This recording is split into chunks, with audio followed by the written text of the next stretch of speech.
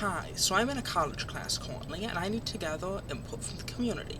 So, I've painted a painting, and while you watch the time-lapse, here is some information about GMOs.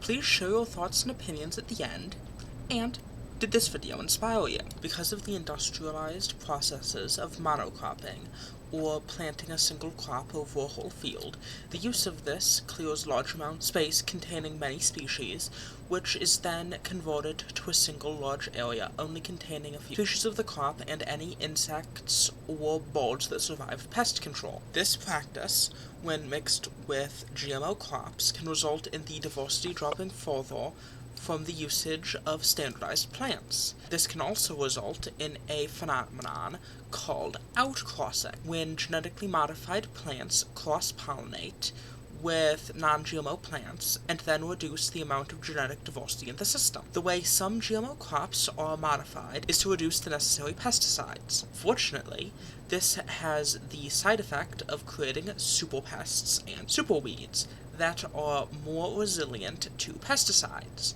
These new pests still impact non-GMO crops in addition to any wild populations in the area. One of my biggest problems with how GMO crops are distributed is the use of patents to make it so farmers need to buy new seeds every year. This makes it so that if they have more seeds than they use in 1 year, they aren't allowed to replant the same seeds, causing the farmers to have to buy a new supply even if they have leftovers. This in addition to how the places where GMO crops would be the most beneficial if they weren't able to get them because of the amount of money that the seeds cost, along with not being able to save and reuse seeds. This results in GMO plants going to countries that have the most resources to grow food, while the countries with the least agricultural infrastructure have the least access.